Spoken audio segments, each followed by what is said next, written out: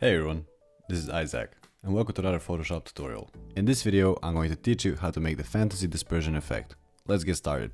Here I have my subject and the background, that is the forest. First, I want to isolate the subject from its own background layer. Select the Object Selection tool, click on our subject. By pressing Command J or on PC Ctrl J, you will duplicate the layer and separate it from the background.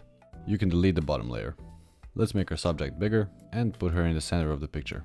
By pressing Command J or Ctrl J on PC again, let's duplicate the layer one more time.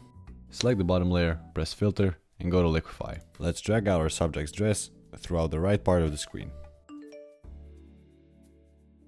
When you have something that looks like this, press OK.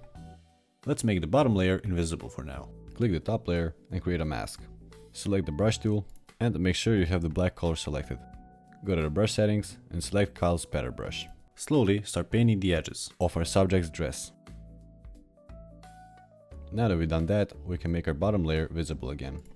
Select our bottom layer and while holding Option or Alt on PC, create a new mask. Grab the brush and make sure you have the white color selected. Stay on the same brush settings and start painting on your layer. The closer it is to the subject, make sure the more dense it is.